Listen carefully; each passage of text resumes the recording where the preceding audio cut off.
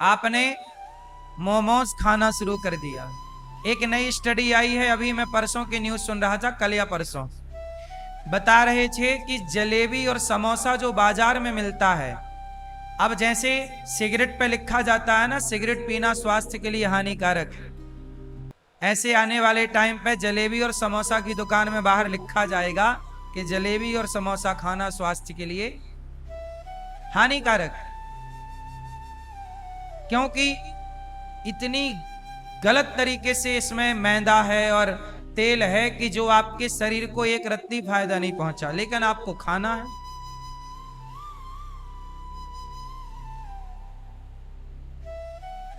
तेल का सिद्धांत होता, समझो, तेल को एक बार यदि गर्म कर दिया जाए और उसे ठंडा कर दिया जाए और फिर गर्म किया जाए तो वो तेल तेल नहीं रह जाता, वो जहर हो जाता, स्लो पॉइजन हो जाता है।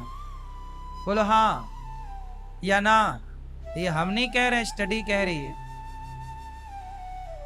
अब वो तेल जिसमें समोसा बनता है, वो कल का तेल, कल भी समोसा उसी तेल में बना, उसी तेल में और तेल डाल के आज भी समोसा बना। ये हम नहीं कह रहे हैं, न्यूज की स्टडी बता रहे थे, बहुत सारे न्यूज में था, परसों कल परसों की न्यूज है ये। अब देख लो, भगवान को पता था कि तुम सेहत बिगाड़ोगे गलत खा खा के, इसलिए 5,500 साल पहले ही भगवान ने मक्खन खा के बताया कि मक्खन खाओ जिसके कोई नुकसान नहीं। मक्खन रोटी खाओ। हाँ, आपने सुना होगा, हाथ से ले गयो माखन रोटी। भगवान राम भी मक्खन रोटी खाते थे। क्या रोटी खाते थे? आप खाओ मक्खन रोटी, मक्खन भरो रोटी में बढ़िया और मस्त खाओ, ताजा मक्खन। हम तो मक्खन खाते हैं, आज भी हमने मक्खन खाया है, रोज खाते हैं। हम नहीं खाते पिज्जा। सोचिए, आज तक हमने मोमोज नहीं खाए, आज तक। मोमोज कैसा होता है बस देखा है, टीवियों में ऐसे होता, फोटो देखी है, ना तो उसे पास से देखा है ना कभी उसे खाया। सोचिए, इतने पिछड़े हैं हम। आप लोगों की आधुनिकता में हम सम्मिलित नहीं हो पाए। पिज्जा, बर्गर, इन सब की तो छोड़ ही दो। इसलिए आपसे ज्यादा काम कर पाते हैं और हमें गोलियां खाने की, टैबलेट खाने की जरूरत नहीं पड़ती। कोई भी दवाई हम नहीं खाते, हम खाने को ही दवाई की तरह खाते हैं। हम भोजन को ही, बोलो, जो व्यक्ति भोजन को दवाई की तरह ग्रहण करेगा उसे दवाई खानी ही नहीं पड़ेगी। आप लोग गलत खान पान से सेहत बिगाड़ लेते हैं, फिर करोड़ों रुपया लगा के सेहत सुधरवाने जाते हैं। तो भगवान ने माखन चुराया तो मैसेज था, कपड़े चुराए तो मैसेज था, गिरिराज जी उठाए तो मैसेज था। अब आप कथाएं तो सुन लेते हैं, पीछे का सिद्धांत नहीं समझते, सीख नहीं लेते। आप चलो मैसेज पा भी गए पर आप उस मैसेज पर चले नहीं, उस सिद्धांत पर चले नहीं, तो लाभ ना होगा ना मेरी मां। चलना पड़ेगा। आज क्या हुआ कि भगवान ने एक सिद्धांत और दिया। क्या? भगवान के घर में एक गलत परंपरा थी। भगवान कृष्ण के घर में क्या गलत परंपरा थी? यशोदा मैया और नंद बाबा के घर पे एक गलत परंपरा थी जो उनके बाप दादों से चली आई। क्या परंपरा? वो देवराज इंद्र की पूजा करते थे हर साल। तब भगवान ने क्या किया? मैया से कहा, मैया ये परंपरा गलत है, आप देवराज इंद्र की पूजा बंद करो और गिरिराज जी की पूजा स्टार्ट करो। हाँ या ना? भगवान ने अपने ही घर में गलत परंपरा को बंद कराया। भगवान के घर पे भी गलत परंपरा चल रही थी। इंद्र की पूजा। तब भगवान ने बंद कराया कि इंद्र की पूजा क्या करना। कर्मणा जायते जंतु कर्मणैव विलीयते, सुखम दुखम भयम क्षेमम कर्मणैवाभिपद्यते। बोले कि इंद्र पानी बरसाता है, पानी नहीं बरसाए तो गैया घास नहीं खाए। तो भगवान बोले कि इंद्र पानी नहीं बरसाता। भगवान कहते हैं मेरे भय से इंद्र अपना काम करते हैं, सूर्य अपना काम करते हैं, चंद्रमा अपना काम करते हैं। तब भगवान ने इंद्र की पूजा बंद कराई और गिरिराज जी की पूजा कराई। फिर क्या हुआ, जब इंद्र की पूजा बंद हुई तो इंद्र ने पानी बरसाया, और जिन ब्रजवासियों ने हर साल उनकी पूजा की उन सारे ब्रजवासियों को मारना चाहा देवराज इंद्र ने। देखो, देवता और भगवान दोनों की पूजा में अंतर है। देवताओं की पूजा एक साल ना करो तो देवता आप पर जानलेवा हमला कर देते हैं, जैसा कि इंद्र ने जानलेवा हमला कर दिया, मूसलाधार पानी बरसाया। जबकि हर साल करते थे तो से इस बात का तो तसल्ली रखना था कि यार हर साल इन्होंने हमारी पूजा की, एक साल नहीं की, अब इन्हें क्यों डुबाना। नहीं नहीं, डुबाओ। आदेश दिया बादलों को, आओ पानी बरसाओ, ब्रजमंडल को डुबाओ। पानी बरसाया, जबकि एक साल पूजा नहीं हुई, हर साल तो करते थे। देवताओं की पूजा एक बार तुम भूल जाओगे तो वो आपको हानि पहुंचाएंगे। जबकि भगवान कहते हैं कि पापी से पापी अजामिल भी धोखे से एक बार मेरा नाम ले ले तो मैं उसका भी उद्धार कर देता।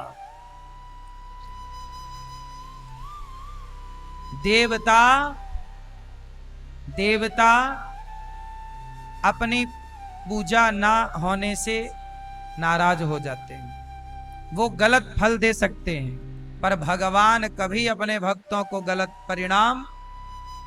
इसलिए भारत में देवताओं की पूजा नहीं होती, और देवता चित्त न धरई, यहां और देवताओं को रखने की जरूरत नहीं, हृदय में केवल भगवान को रखा जाए। देवता अलग हैं और भगवान, आप समझ रहे हैं बात को कि नहीं? देवता अलग हैं। देवता कौन है? देवताओं के राजा हैं इंद्र। देवता हैं इंद्र, वरुण देवता, अग्नि देवता, जल देवता इत्यादि। परंतु भगवान है। देवता कौन है? जैसे प्रधानमंत्री और सरपंच, कितनी दूरी है दोनों में? बोलो, कोई बराबरी है? सरपंच और प्रधानमंत्री, इन दोनों पदों में कोई समानता है? उत्तर दो। नहीं। सरपंच हजारों हो सकते हैं और हैं भारत में, हर गांव का एक सरपंच है। सरपंच समझते हो ना आप लोग? पार्षद ले लो, हर गांव में एक सरपंच होता है। सरपंच हजारों हो सकते हैं भारत में, पर प्रधानमंत्री एक ही रहेगा। देवता 33 करोड़ हो सकते हैं, पर भगवान एक ही रहेंगे। तो ये देवता तो सरपंच जैसे, और भगवान तो प्रधानमंत्री के जैसे। सरपंच से लड़ाई हो गई तो सरपंच ने तुम्हारी गली का पानी काट दिया।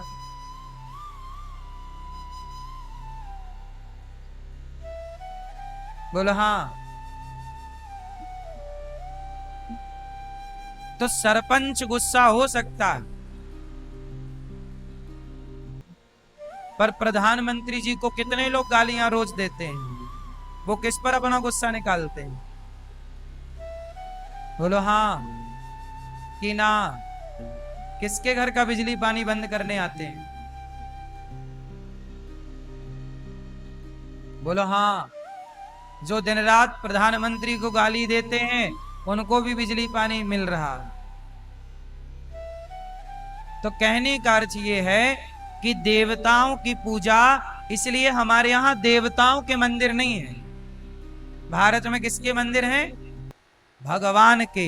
इसलिए कहता हूं भगवान की आराधना करिए। अकामः सर्व कामो वा मोक्ष कामा उदारधि तीव्रेण भक्ति योगेन यजेत पुरुषम परम। किसी की उपासना करोगे तो देवताओं के पास एक पावर है, यदि आपने इसकी कामना के लिए इस देवता की पूजा की तो वो देवता केवल वही फल दे सकता है, पर भगवान तो सब कुछ देने की सामर्थ्य रखते हैं। सरपंच के पास कितना पावर है, केवल एक गांव का होगा, पर प्रधानमंत्री के पास पूरे देश का पावर है। ऐसे ही भगवान के पास पूरे ब्रह्मांड का पावर है। अच्छा, मैं आपको एक चीज और क्लियर करूं। देवता और भगवान, देवताओं की संख्या कितनी है?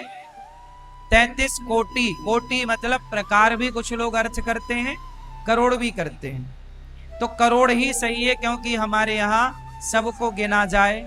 हमारे यहाँ तो सांप को भी देवता मानते हैं, नदियों को देवी, समुद्र को देवता, तुलसी देवी, वृक्ष देवता, ये सारे देवता माने जाएं तो 33 करोड़ ही है। बोलो हाँ। लेकिन भगवान कितने हैं? जोर से, जोर से। एक। एको ब्रह्म द्वितीयो नास्ति। ईश्वर एक है। वो भगवान का नाम क्या है? उन भगवान का नाम है श्री कृष्ण, श्री राम, श्रीमन नारायण। चाहे आप उन्हें कृष्ण नाम से पुकारिए, चाहे आप उस परमात्मा को राम नाम से पुकारिए, चाहे विष्णु के नाम से पुकारिए, चाहे हरि के नाम से पुकारिए, चाहे आप नारायण के नाम से पुकारिए, बात एक ही। वो परमात्मा एक है। एको ब्रह्म द्वितीयो नास्ति। लेकिन एक बात यहां और समझने की है कि भगवान एक है, पर भगवान के अंग 5 हैं। अब जरा यहां और थोड़ा सा क्लियर कर लो, बात पूरी समझ में आने। ज्ञान होए तो पूरा होए, ना होए तो ना होए। तो पूरे ज्ञान की ओर चलते हैं।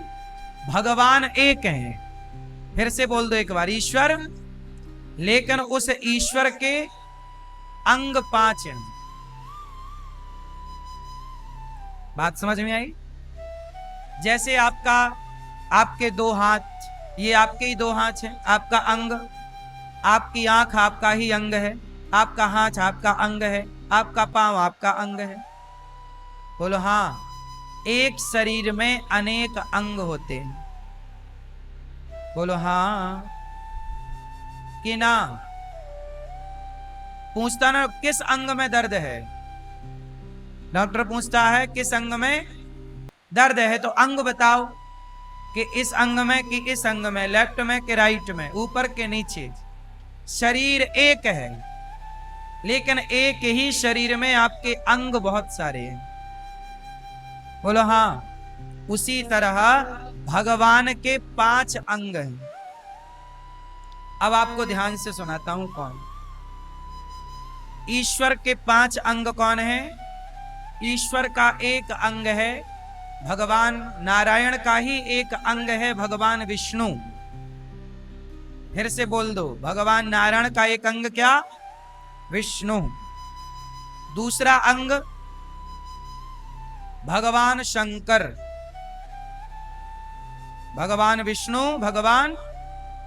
तीसरा अंग गणपति, गणपति बप्पा। चौथा अंग शक्ति, बिना शक्ति के काम नहीं होता, शक्ति मतलब दुर्गा। 5वां अंग सूर्य, इसलिए सूर्य में भी नारायण शब्द जुड़ा, सूर्य नारायण। सूर्य और चंद्रमा ये भगवान की आंख है। तो कितने हो गए? 5। पांचों के नाम हमें जरा याद कराओ। मुंह बंद करके नहीं, खोलो। भगवान विष्णु, बोलो भगवान, जोर से। भगवान विष्णु, भगवान शंकर। तीसरा गणपति। चौथे दुर्गा। पांचवें सूर्य नारायण। इन पांचों की उपासना सनातन संस्कृति में होती। यदि आप भगवान विष्णु, भगवान राम, भगवान कृष्ण, नारायण, जगन्नाथ जी, बिहारी जी, राधा रमण जी, राधा वल्लभ जी, द्वारिकाधीश जी, विठल नाथ जी, बद्रीनाथ जी, ये सब एक हो गए। एक नारायण मतलब ये सब एक। शंकर मतलब द्वादश ज्योतिर्लिंग, शंकर मतलब हनुमान जी। हनुमान जी भी किसके भीतर आ गए? क्योंकि शंकर जी ही हनुमान जी हैं। दुर्गा, जब दुर्गा का नाम लिया तो 52 शक्तिपीठ आ गई। केला माता, काली माता, भद्रकाली माता, सारी माता आ गई। बोलो हाँ। तो इसलिए हमारे सनातन में इन पांच की उपासना। यदि आप इन पांच से अतिरिक्त छठवें की उपासना आप करते हैं तो आप गलत हैं। और यदि आप इन पांच की ही उपासना करते हैं या इन पांच में किसी एक के उपासक हैं तो आप सही हैं। ये सनातन है। हर सनातनी को ये बात जान लेना चाहिए। ये हर सनातनी के लिए है। अब कुछ लोग कहते हैं कि मैं राम को मानता हूं, कुछ लोग कहते हैं मैं कृष्ण को मानता हूं, मैं नारायण को मानता हूं, पर मैं शंकर जी को नहीं मानता। यदि कोई ऐसा कहे, कोई कहे कि मैं शंकर जी को मानता हूं पर राम कृष्ण को नहीं मानता, यदि कोई ऐसी बात कहे तो समझ लो ये एक नंबर का गधा है।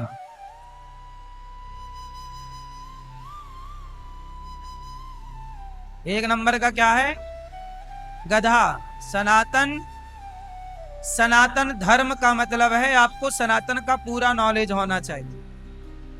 यदि पूरा ज्ञान नहीं है तो फिर आप यदि ये कहते हैं कि मैं राम का उपासक हूं पर मैं शंकर जी की पूजा नहीं करता, या मैं शंकर जी का उपासक हूं मैं राम की पूजा नहीं करता, जो हरि और हर में भेद मानता है वो गधा है। हरि हरि और न भेदा वचन है शास्त्रों का। हरि और हर में कोई भेद। बोलो हरि। हरि मतलब नारायण, हर मतलब शंकर, इनमें कोई भेद। और जो भेद माने वो कौन? बोलो बोलो गधा है। इसलिए हमारे यहां भेद नहीं। अच्छा ये बताओ, अर्जुन भगवान कृष्ण के भक्त थे? बोलो हाँ। लेकिन अर्जुन ने भी भगवान शिव की तपस्या की कि नहीं? पाशुपते जो अस्त्र है वो किसने दिया? शंकर। भगवान कृष्ण ने ही कही कि अर्जुन ये अस्त्र पाना है तो शिव जी की आराधना करो।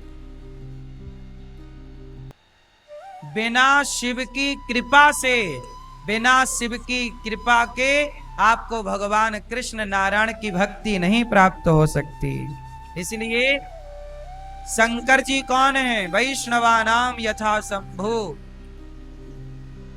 भगवान के सबसे बड़े भक्त कोई हैं तो शंकर जी। भगवान के सबसे बड़े भक्त कोई हैं तो शंकर जी।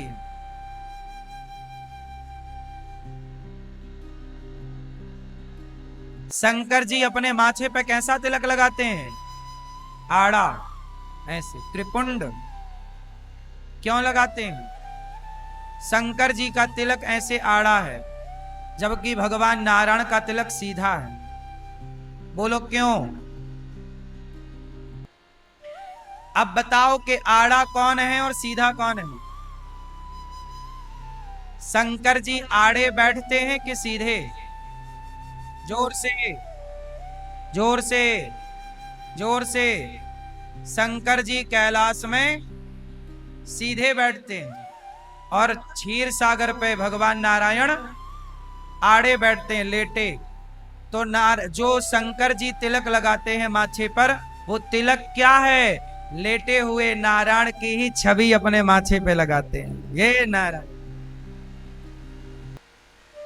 और भगवान नारायण के माथे पर जो तिलक है वो शंकर जी बैठे हैं सीधे, तो मानो शंकर जी को ही अपने माथे पे नारायण धारण करते।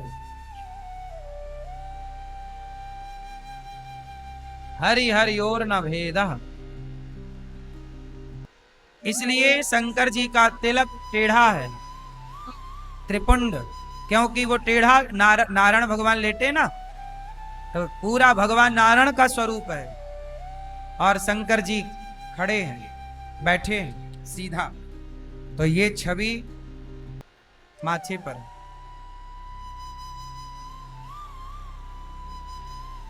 पर कुछ लोग हैं जो भेद मानते हैं।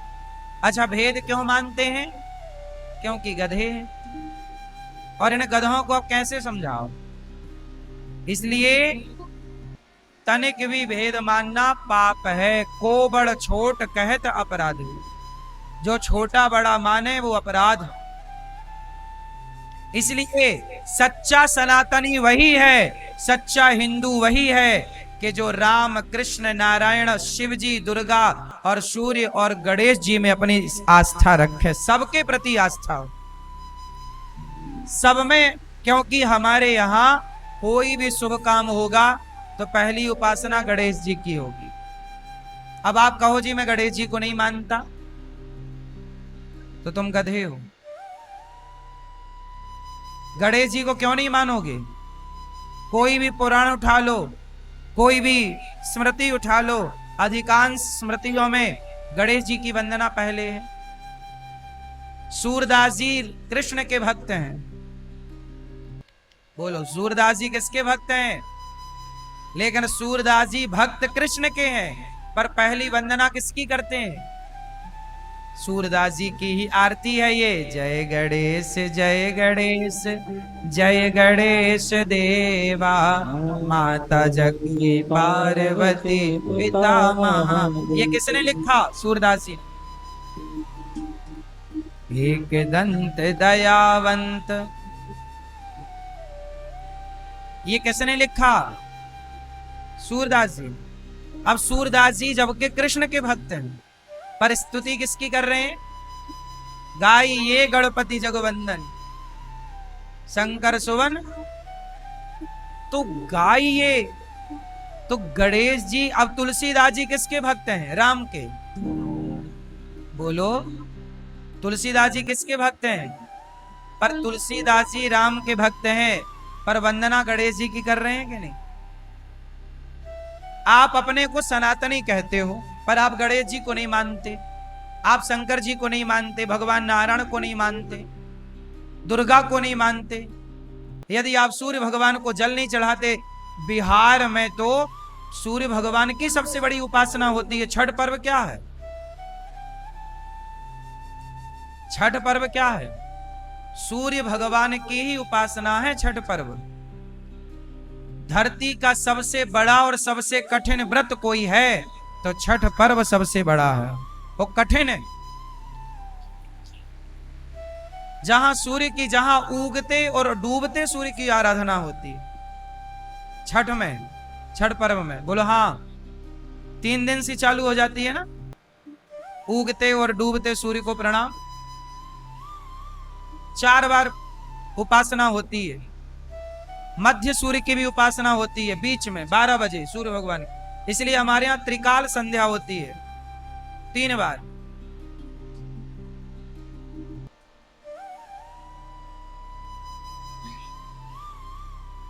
इसलिए हम, अच्छा, मुसलमान कितनी बार नमाज पढ़ता है? 5 बार। मुसलमान 5 बार नमाज आज भी पढ़ते हैं। वो 5 बार अपने ईश्वर को आज भी प्रणाम करते हैं, पर आप 3 बार भी प्रणाम करना भूल गए। इसलिए तो सनातन का ह्रास हो गया। मुसलमान ने मुसलमान होकर अपनी परंपरा नहीं छोड़ी, पर हिंदू ने हिंदू होकर अपनी परंपरा छोड़ दी। मुसलमान ने कुरान पढ़ना नहीं छोड़ा, हिंदू ने गीता पढ़ना छोड़ दिया। मुसलमान ने मदरसा जाना नहीं छोड़ा, हिंदू ने गुरुकुल जाना छोड़ दिया। मुसलमान ने टोपी लगाना नहीं छोड़ी, हिंदू ने तिलक लगाना छोड़ दिया। इसलिए मुसलमानों के वामन देश हैं और पूरी दुनिया में हिंदुओं का एक भी देश नहीं है। हिंदू राष्ट्र एक ही बन जाए भारत, उसके लिए जूझना पड़ रहा कि एक हिंदू राष्ट्र तो हो। ले देके अपना नेपाल हिंदू राष्ट्र था, अब वो भी नहीं है। क्यों? क्योंकि मुसलमान अपने धर्म अपनी परंपराओं को लेकर कट्टर है, लेकिन हिंदू अपनी संस्कृति अपनी विरासत को लेकर के कट्टर नहीं है, जबकि होना जरूरी है। अपने धर्म के लिए तो कट्टरता जरूरी है। हम कट्टरता का अर्थ ये नहीं कि मारना, कट्टरता मतलब काटना नहीं, मारना नहीं, जान लेना नहीं। कट्टरता का मतलब ये है कि कितनी भी भूख लगी हो लेकिन बिना हम ईश्वर को ध्यान किए प्रणाम किए हम भोजन नहीं करेंगे, ये कट्टरता। भोजन बनेगा तो सबसे पहले भोग लगेगा फिर खाएंगे, ये कट्टरता होनी चाहिए। बिना भोग लगाए नहीं खाएंगे। रसोई में पवित्रता का ख्याल रखेंगे, चप्पल पहन करके नहीं, भगवान का चिंतन करते हुए। 5 बार वो नमाज करता है, तुम 3 बार संध्या 3 बार ईश्वर की आराधना क्यों नहीं करते?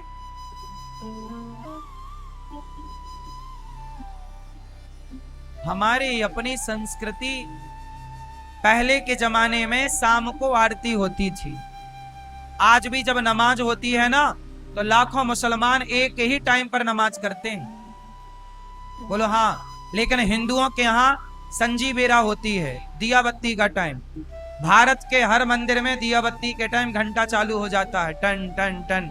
पहले के जमाने में सारा गांव एक जगह खड़ा होता था मंदिर में, सब लोग कीर्तन भजन करते, आरती करते, उसके बाद संध्या की ब्यारू करते, शाम का भोजन आरती के बाद। आज के जमाने में मंदिर बने हैं पर मंदिरों में इलेक्ट्रिक मशीन लगाई गई है घंटा के लिए, टन टन टन टन टन वो बजा रही है मशीन। आजकल सोचिए हिंदुओं की ये हालत है कि घंटा घंटी शंख बजाने के लिए भी लोग मंदिरों में इकट्ठे नहीं हो पाते, वो भी मशीन लगाना पड़ता है। अब क्या होगा तुम हिंदुओं का?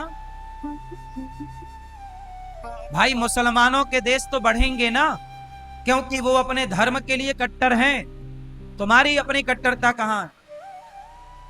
शाम तो तुम्हारे लिए भी होती है, शाम मुसलमान के लिए भी होती है। मुसलमान को भी शाम को नमाज करना होता है, तो शाम को तुम्हारे मंदिरों में भी तो आरती होती है। तुम भी तो अपने घर में आरती शाम के टाइम सा परिवार खड़े होके, माँ बेटा पत्नी पति सब खड़े हो जाओ, सारे लोग एक साथ नमाज मुसलमान करता है, तो तुम सारे लोग एक साथ खड़े होके आरती क्यों नहीं करते? 5 मिनट का कीर्तन क्यों नहीं करते? भगवान का स्मरण क्यों नहीं करते? मुसलमान कभी अपने अल्लाह पे उंगली नहीं खड़ा करता, लेकिन हिंदू अपने भगवान पे उंगली खड़ा करता है। 4 बुक पढ़ लेगा साइंस की और बड़ा वैज्ञानिक हो जाएगा। भगवान पे ही सबसे पहली उंगली खड़ी होती है।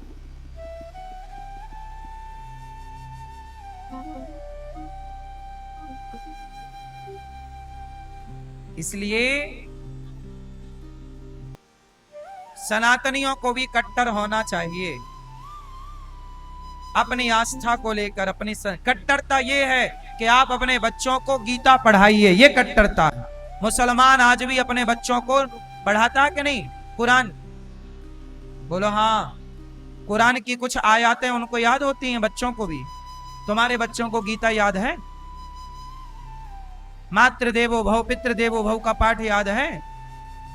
कैसे तुम्हारा कल्याण होगा भाई? ईसाई लोग आज भी हर संडे चर्च जाते हैं, पर तुम्हारा कोई दिन फिक्स नहीं है कि कब तुम जाओगे मंदिर, जाओगे भी कि नहीं जाओगे। संडे तुम्हारी आती है तो तुम पार्क में घूमने जाते हो। तुम्हारी कट्टरता धर्म के लिए नहीं है, इसलिए तुम्हारी गर्दनें उतार दी जाती हैं, इसलिए तुम कश्मीर से खदेड़ दिए जाते हो, इसलिए पाकिस्तान से भगा दिए जाते हो, और बांग्लादेश में कत्लेआम होता है हिंदुओं के साथ। क्यों? क्योंकि हिंदू अपने धर्म को लेकर कट्टर नहीं, बटा हुआ है, भगवानों को लेकर बटा है, जातियों को लेकर बटा है, भाषाओं के नाम पे बटा है। कितना तो रायता फैला लिया है आप लोगों ने, इसे समेटने में 50 साल लगेंगे। बोलो हाँ कि ना? इसलिए हमारे भगवान ने गलत परंपराओं को रोका, इंद्र की पूजा बंद कराई और गिरिराज जी की पूजा स्टार्ट कर दी। किसकी पूजा? गिरिराज जी कौन है? साक्षात श्री कृष्ण ही गिरिराज जी बन करके प्रकट हुए। इसलिए गिरिराज जी की पूजा। हम सबको करनी चाहिए। आज भगवान ने यमुना के तट पर बांसुरी बजाई। आज भगवान ने यमुना के तट पर खड़े होकर सुंदर सी बांसुरी बजाई। बांसुरी गजब की बांसुरी बजती है वृंदावन बसैया की। करूं तारीफ मुरली की या मुरली के बजैया की। जहां चलता ना काम तीर और कमानों से, वहां बातें होती मुरली की तानों से। आज भगवान ने बांसुरी बजाई किसके लिए? गोपियों के लिए। गोपियां अपने काम में बिजी थीं। सारी गोपियों को बुलाया, आओ निशम्य गीतम। आज भगवान का मन हुआ रमण करने का। चलो आज गोपियों के संग रास रचाते। अब देखो, जब हम आपसे बात कहते हैं कि भगवान ने रास रचाया, तो आप हिंदुओं के मन में एक प्रश्न खड़ा होता है कि भगवान ने रास क्यों रचाया। आपको भगवान के चरित्र पर ही संदेह खड़ा हो जाता है कई बार कि भगवान रास रचा रहे हैं। अच्छा ये बताओ, भगवान रास रचा रहे हैं, उस रास में हुआ क्या था? हमारे दिमाग में बॉलीवुड ने एक जहर घोल दिया कि तुम करो तो रासलीला, हम करें तो कैरेक्टर ढीला। बॉलीवुड ने बड़ी सफाई से रासलीला को कहां से जोड़ दिया? कैरेक्टर ढीला। तुम करो तो रासलीला, हम करें तो कैरेक्टर ढीला। सीधा रासलीला को कैरेक्टर ढीला से जोड़ के रासलीला को बदनाम कर दिया। अब जो भी लड़के रासलीला की बात सुनते हैं, लड़कियां, तो उनका दिमाग रासलीला का नाम सुनते ही गलत दिशा में चला जाता। वो गलत सोचने लगते हैं कि रासलीला मतलब गलत व्यवहार, गलत संबंध। क्योंकि ये जहर बॉलीवुड ने भर दिया। अब जहर तो भरना आसान था, अब वो जहर निकालने के लिए हम लोग बैठे हैं। पर जितने आएंगे उनका निकलेगा, सबका। जो आएंगे नहीं वो कैसे? वो दूसरों को जहर भरते रहते। चलो आपसे मेरा सवाल, मैं आप लोगों का जहर निकाल दूं। रासलीला और कैरेक्टर ढीला, क्या कृष्ण भगवान का कैरेक्टर ढीला था? बोलो। तो आपने कभी बॉलीवुड से नहीं पूछा कि भैया तुम काहे कैरेक्टर ढीला कह रहे हो हमारे कृष्ण को? बॉलीवुड तो कह रहा कि तुम करो तो रासलीला, मतलब रासलीला को कैरेक्टर ढीला। तो रासलीला जब हुई राधा रानी के संग, सखियों के संग, तो वो क्या था? जिस समय रास लीला हुई उस समय कृष्ण की उम्र क्या थी? चलो बताओ। 8 वर्ष। कृष्ण कितने साल के थे? क्योंकि 10.5 साल में तो भगवान वृंदावन छोड़ के मथुरा चले गए कंस को मारने। अधिक से अधिक भगवान की उम्र थी, अधिक से अधिक 9 साल। 8 सही है, पर और मोटा मोटा जोड़ो तो 9 साल। अब आप बताओ, किसी 9 साल के लड़के को खड़ा करो और उस 9 साल के लड़के के संग स्त्रियां खड़ी कर दो, तो क्या उस बच्चे के अंदर कोई विकार पैदा होगा? अरे सामान्य दृष्टि में भी 8 साल 9 साल में विकार नहीं होता, ना लड़की के अंदर ना लड़के के अंदर। तो हमारे भगवान जब रास रचाए उस समय 9 साल के थे। फिर क्यों आपने कैरेक्टर ढीला कहा? बॉलीवुड से सवाल होना चाहिए कि नहीं? केस होना चाहिए कि नहीं? पर कोई कौन करे, किसे फर्क पड़ रहा? कुछ भी बोल के बॉलीवुड के लोग चले जाते हैं। मैंने सुना कि कोई आदमी था, वो हमारे देवी देवताओं की नंगी तस्वीर बनाता था, पेंटिंग नंगी। उसे गवर्नमेंट ने बुला के, पिछली गवर्नमेंट ने भारत रत्न दिया था। होता है ना, पुरस्कार देती है सरकार, क्या बोलते हैं उसको? भारत रत्न है, अवार्ड बोलते हैं। सोचिए, जो खुलेआम हिंदू देवी देवताओं की नंगी तस्वीर बना रहा पेंटिंग में, उसे सरकारें क्या कर रही हैं? उन्हें मंच में खड़ा करके उन्हें अवार्ड दे रही हैं। अब सोचिए, ये हाल है इस देश का। इसका मतलब ये है कि सनातन धर्म को जो जितनी गाली देगा, वो कुछ लोगों का हीरो बन करके सामने खड़ा हो जाएगा। सनातन धर्म को गाली देने से ही कुछ लोग उसे अपना क्या मान लेते हैं? कि ये हीरो है भाई। सनातन धर्म को जो जितनी गालियां देता है वो उतना बड़ा इस देश में हीरो बनता, उतने बड़े अवार्ड पाता है। जो हम कह रहे हैं ये सही कह रहे हैं कि हम गलत कह रहे हैं भैया? कर लेना पता। अब मैं उसका नाम हम क्या बताऊं आपको। सोचिए ऐसे ऐसे लोगों को यहां अवार्ड मिलते हैं, ये भारत की धरोहर बन जाते हैं जो नंगी तस्वीर बना रहे हैं। हमारे यहां एक सुपर डुपर स्टार है, उसने सारे कपड़े उतार के, मर्द है, लड़का है, उसने निर्वस्त्र होके, नंगे होके उसने फोटो खिंचवाई आज के सभ्य समाज में। और उसे आप लोग, ये लड़के लोग उसे अपना आइकॉन मानते हैं कि भाई ये सुपर डुपर स्टार हीरो है। अब सोचिए जो नंगा नाच नाच रहे हैं उन्हें आप हीरो कह रहे हैं, और हमारे भगवान कृष्ण की रासलीला को आप कैरेक्टर ढीला से जोड़ रहे हैं। जो खुद कैरेक्टर ढीला, जिनका स्वयं का चरित्र खराब है, वो हमारे भगवान पे उंगलियां खड़ी कर रहे हैं, लेकिन सनातनी लोग चुप हैं। कौन बोले? अनिरुद्धाचार्य के मुंह से कुछ धोखे से गलत निकल जाए तो लाख ठेकेदार खड़े हो जाएंगे मुझे गाली देने के लिए, पर जो सनातन के खिलाफ षड्यंत्र चल रहा है उसके खिलाफ बोलने के लिए कोई चू नहीं कर रहा। पर मैं कुछ गलती करूं, मेरे मुंह से कुछ अपशब्द निकल जाए, लाख लोग गाली, अरे ठेकेदार बन जाएंगे, अरे अनिरुद्धाचार्य ने ऐसा क्यों कहा। अब बताओ, तुम करो तो रासलीला, हम करें तो कैरेक्टर ढीला। ये कृष्ण को अपमानजनक बात कृष्ण के लिए कही गई कि नहीं? बोलो हाँ। कोई ऑब्जेक्शन है किसी का? सबने इसे सहर्ष स्वीकार कर लिया। इससे क्या हुआ?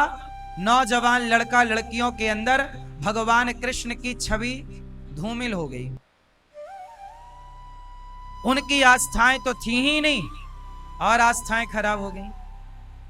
आस्था जगाने में बड़ा टाइम लगता है और बिगाड़ने में एक दिन में आप बिगाड़ लो जो बिगाड़ना है,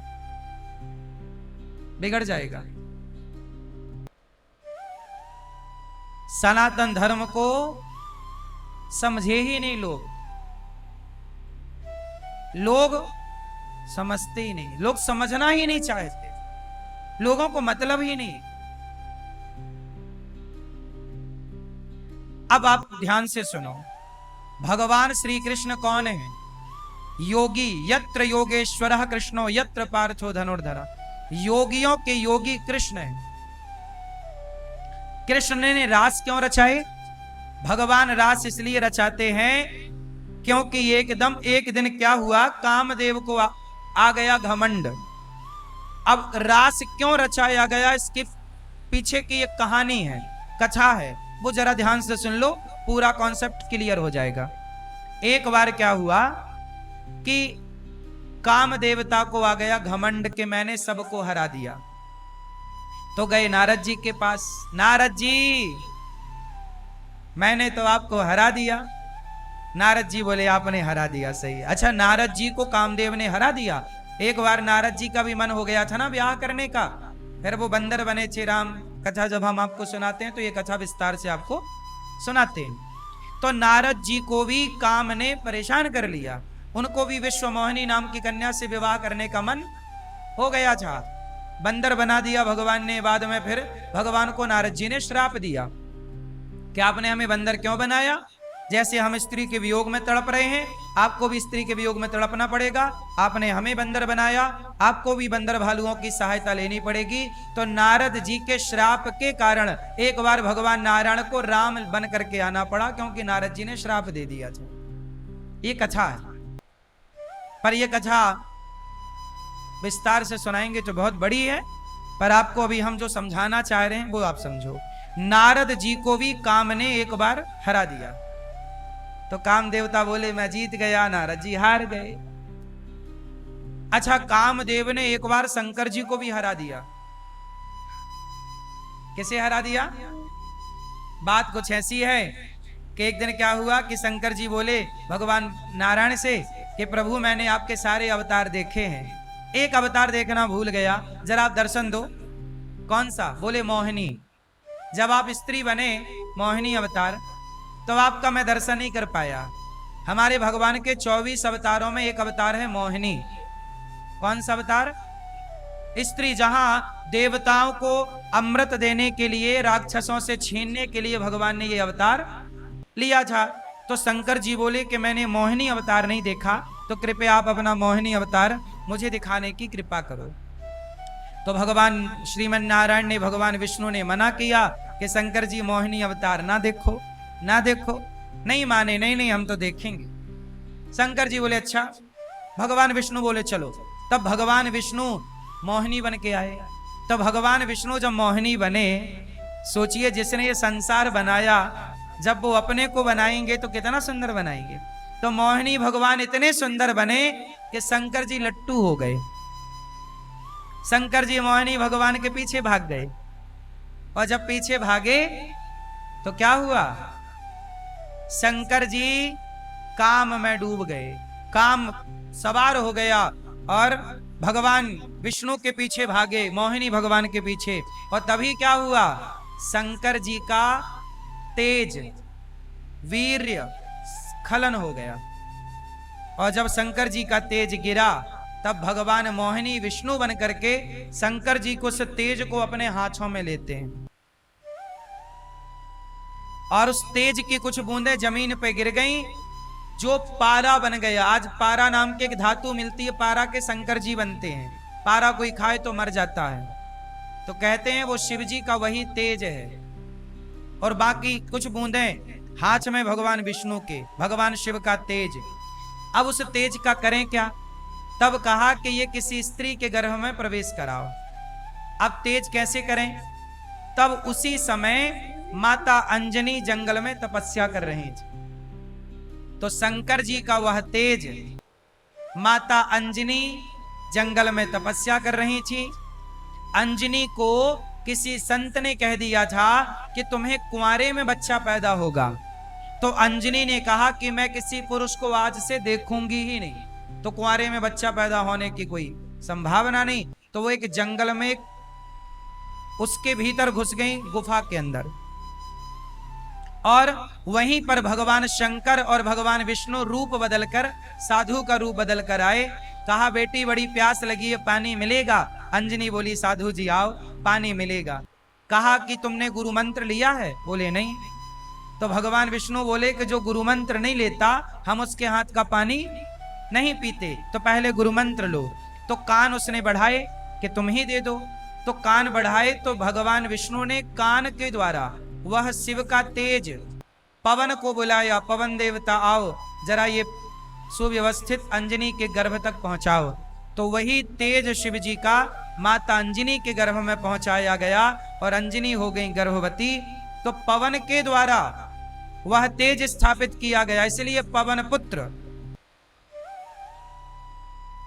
अंजनी मां का विवाह हुआ केसरी से, तो केसरी नंदन और शंकर जी का तेज था, तो शंकर सुवन, वही हनुमान जी कहलाए। ये हनुमान जी के प्रकट होने की कथा, इसलिए तो कहते हैं कि हनुमान जी शंकर जी के अवतार हैं। शंकर सुवन, सुवन मतलब होता है बेटा, आत्मा वही जायते पुत्र। कहते हैं पिता और पुत्र में कोई भेद नहीं होता। तो शंकर जी ही हनुमान जी बने पुत्र के रूप में। तो शंकर जी का वह तेज अंजनी के गर्भ में स्थापित हुआ, जो बाद में क्या प्रकट हुए? अंजनी के गर्भ से कौन आए? हनुमान जी। चैत्र शुदी पूर्ण मंगल को जन्म इन्होंने पाया। चैत्र मास के शुक्ल पक्ष की पूर्णिमा को हनुमान जी प्रकट हुए। ये हनुमान जी। अब आपसे ये पूरी कहानी मैंने केवल इसलिए सुनाई कि जरा आप सोचो कि कामदेव ने शिव जी को पराजित कर दिया। कामदेव ने इंद्र को, तो इंद्र क्या लगते हैं, कामदेव तो पराजित कर दिया। नारद जी को पराजित कर दिया, बड़े बड़े ऋषि मुनियों को पराजित कर दिया। तब कामदेव को आ गया घमंड, मेरे से बलवान कोई नहीं, मेरे से बलवान। तब नारद जी ने कहा कि कृष्ण कन्हैया रहते हैं वृंदावन में, यदि कामदेव तुम कृष्ण कन्हैया को पराजित कर दो तो मैं मान जाऊंगा कि तुम बड़े हो। तब कामदेव भगवान कृष्ण को पराजित करने आया है। किसे पराजित करने आया? भगवान कृष्ण को। और भगवान से कहा कि मैं आपको पराजित करूंगा। तो बड़ी गोपियों की भगवान ने, गोपियों भाई कामदेव, तब भाई काम तो तब आपके ऊपर सवार होगा ना जब कोई स्त्री हो। तो भगवान ने अनेक स्त्रियों को बुलाया, आओ स्त्रियों, गोपियां आओ, हम गोपियों के बीच में रहेंगे, स्त्रियों के बीच में रहेंगे, और स्त्रियों के बीच में रहकर, साथ में रहकर हम कामदेव से जीत करके दिखाएंगे। तब कामदेव ने पूरा जोर लगाया भगवान को च्युत करने का, पर भगवान च्युत ना हुए। रास हुआ, उस रास में शंकर जी भी आए। शंकर जी ने तो दूसरी बार कामदेव को जला के भस्म कर दिया ना। तीसरी आंख खोली तो कामदेवता जल के, कामदेव को जलाने वाले शंकर जी उस रास में आए और कृष्ण से बोले, प्रभु मुझे भी इस रास में सम्मिलित कर लो। ये रास क्या था? गोपियां कौन थी? भक्त थी। गोपियां कौन थी? कैसी भक्त थी? ऐसी भक्त थी गोपियां जो भगवान के लिए अपने पति, अपना पुत्र, अपना परिवार पल भर में छोड़ दिया। आपको कहा जाए कि कृष्ण के लिए क्या छोड़ोगे, तो आप सोचेंगे क्या छोड़े, पर गोपियां चुटकी में भगवान के आगे क्या है, किसकी कीमत है? जिनके अंदर त्याग ऐसा, आप 100 जन्म ले लोगे तो ऐसा त्याग ना कर पाओगे जैसा त्याग गोपियों के अंदर था। दोहंत्यो भी अयो काश्चित दोहम हित्वा समुत्सुका। गाय दोह रही गोपियां, गाय को छोड़ दिया। दूध पीते बच्चे को, अपने छाती से बच्चा लगा, दूध पीता हुआ नवजात बालक, उस बालक को छोड़कर गोपियां कृष्ण की ओर चल पड़ी। भगवान के लिए सब कुछ त्याग। अच्छा ये बताओ, गोपियों ने बच्चे को, पति को, परिवार को छोड़ा भगवान के लिए, सही किया कि गलत किया? जोर से, छोड़ना सही है कि गलत है? मैया आप ना भी छोड़ना चाहो तो भी ये सब छूट ही जाना है। छोड़ना कौन चाहता है, पर छूटता है कि नहीं सबका? हम भी छोड़ना नहीं चाहते पर छूटेगा, आप भी छोड़ना नहीं चाहते पर एक दिन ये शरीर भी छूटेगा। बेटा बेटी तो छूटेंगे, पैसा दौलत तो छूटेगी, और तो छोड़ो ये शरीर तक छूटेगा अपना। बोलो हाँ कि ना? तो जब एक दिन छूटना ही है मरने के बाद, तो जीते जी भगवान मिल रहे हो सब छोड़ने से, तो प्रभु को पा लेना समझदारी है। हम ये नहीं कहते कि आप लोग छोड़ दो, हम ये नहीं कहते कि आप छोड़ दो, आप छोड़ भी नहीं सकते और छोड़ना भी नहीं चाहिए, पर कैसे छोड़ने का मतलब क्या है? गोपियां उस रास में जब आई तो शरीर से नहीं आई, शरीर तो उनका घर पे ही था। कौन सा शरीर आया? सूक्ष्म शरीर। अच्छा ये बताओ, आप लोग जब सोते हो तो आपका ये शरीर सोता रहता है, पर आपका एक और शरीर है जो सपना देखने चला जाता है। बोलो हाँ कि ना? सपना तो देखा ही होगा। कभी आप सपने में वृंदावन आते हो, कभी आप सपने में हरिद्वार जाते हो, कभी सपने में रिश्तेदारों के यहाँ। तो जब आप बिस्तर पर सोए थे तो एक शरीर तो सोया बिस्तर में, पर एक शरीर वो भी था जो सपना देख रहा था। वो किसका शरीर था? आपका ही तो था। और आपको याद भी रहता कि आज हमने ये देखा। तो गोपियां जब भगवान के रास में सम्मिलित हुई तो उनका स्थूल ये शरीर तो वही था, पर जो उनका सूक्ष्म शरीर जिससे सपना देखा जाता है वो शरीर आया और उस शरीर के संग रास रचाया गया। ये शरीर था ही नहीं। अब ये बताओ, उस शरीर के संग, इसलिए छोड़ना है तो तन से कुछ ना छोड़ना, मन से छोड़ना सब कुछ। बेटा बेटी परिवार पैसा किससे छोड़ना? मन से। आप लोग शरीर से छोड़ने की बात समझते हो। जब हम कहते हैं छोड़ो तो तन से नहीं छोड़ना, परिवार के संग रहना पड़ेगा। बेटा दिया परमात्मा ने तो उसको पढ़ा लिखा के योग्य बनाना हर माँ बाप का फर्ज है। तो छोड़ो मत। शरीर से तो पुत्र का धर्म निभाओ, पिता का धर्म निभाओ, पत्नी का धर्म निभाओ, माँ का धर्म निभाओ, पर मन सदा भगवान में। छोड़ना है तो मन से। अच्छा ये बताओ, मन से छोड़ना और तन से छोड़ना, चलो ध्यान दो। यहां सब लोग यहां ध्यान दो शांति से। मैंने इसे किससे पकड़ा है? जोर से, तन से, शरीर से। मैंने इस पुष्प को किससे पकड़ा? शरीर से। अब मैंने इसे छोड़ दिया, पर छोड़ देने के बाद अब मैं क्या, अरे मेरा गुलाब कहाँ चला गया, मेरा गुलाब कहाँ चला गया, मेरा गुलाब भैया, मेरा गुलाब चला गया। इसका मतलब यह हुआ कि आपने तन से तो छोड़ दिया, पर मन से तो रो उसी के लिए रहे हो। जबकि होना क्या चाहिए कि आप तन से पकड़े भी रहो, पर मन तनिक भी इस तरफ ना जाए, मन सदा भगवान में लगा रहे। ये त्याग है। जैसे आप कहते हो, एक आदमी मेरे पास आया, बोले गुरुजी मैंने अपनी पत्नी परिवार सब छोड़ दिया, अब मैं आपके पास आया हूं, भजन करूंगा। हमने कहा अच्छे आ गए, करो भजन। अब वो मैंने बोला बोलो श्रीमन नारायण, तो बोला गुरुजी ये बताओ हमारी पत्नी को हमारी याद नहीं आती होगी? फिर हमने कहा अब बोलो श्रीमन नारायण। बोला गुरुजी हमारे बच्चे बहुत छोटे छोटे हैं। अब ये बताओ ये क्या बोल रहा है कि मैंने सब छोड़ दिया, पर बात किसकी कर रहा है? उसी की जिसको छोड़ा है। अब बताओ इसने छोड़ा कि नहीं छोड़ा? इसने तन से तो छोड़ दिया, छोड़ छाड़ के आ गया वृंदावन, पर मन से रत्ती भर नहीं छूटा। और जबकि छोड़ना किसका नाम है? तन के छोड़ने से कुछ ना होगा, मन के छोड़ने से सब होगा। इसलिए रहो सबके बीच में, रहो सबके साथ, पर पकड़ के नहीं, छोड़ के रहो। समझ में आई?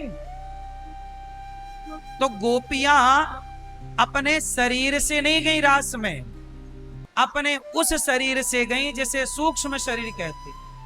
एक स्थूल शरीर होता है, एक सूक्ष्म शरीर होता है, एक कारण शरीर होता है। बोलो हाँ। तो गोपियां कौन है? भक्त। मैं कब गोपी बनूंगा? मेरे भीतर गोपियों की तरह भक्ति कब आएगी? गोपियों की तरह त्याग कब आएगा? गोपियों की तरह प्रेम कब जागेगा? अरे गोपी बनना इतना भी तो सरल नहीं है ना मेरी माँ। आपने मीरा के बारे में सुना होगा, बोलो हाँ। मीरा और गोपी, मीरा को 1 नंबर दिया जाएगा और गोपियों को 99 नंबर दिए जाएंगे। जबकि मीरा जैसा त्याग, हम लोग तो मीरा जैसा त्याग नहीं कर सकते, हम लोग तो मीरा जैसी भक्ति नहीं कर सकते, हाँ या ना? तो हम तो मीरा की श्रेणी में अभी नहीं पहुंचे, तो गोपियों की श्रेणी में पहुंचना तो। अब आप गोपियों की श्रेणी की बात तो करते नहीं, आप कहते हैं कि भगवान ने रास रचाए। किनके संग रचाए? गोपियों के संग।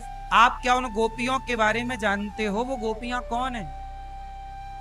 जब राम त्रेता में वनवास गए तो बहुत सारे साधु संत बोले कि राम जी हमारी कुटिया पे पांव रख दीजिए। राम जी बोले देखो सबके यहां जाना तो संभव नहीं, कुछ कुछ जगह गए तो जिनके यहां गए वो तो खुश हो गए, पर जिनके यहां नहीं गए वो उदास हो गए कि प्रभु हमने आपकी इतनी भक्ति की, आपने हमें दर्शन नहीं दिया। सबको दर्शन देना भी तो संभव नहीं था ना।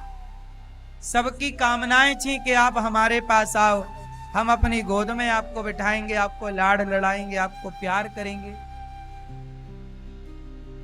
तो भगवान बोले कि देखो अभी मैं मर्यादा पुरुषोत्तम हूं, अगले जन्म में कृष्ण कन्हैया बन के आऊंगा, और साधु संतो आप मेरी गोपियां बनकर आना, मैं आपकी गोद में बैठकर मक्खन भी खाऊंगा, रास भी रचाऊंगा और आपके इस जन्म की कामना अगले जन्म में पूरा करूंगा।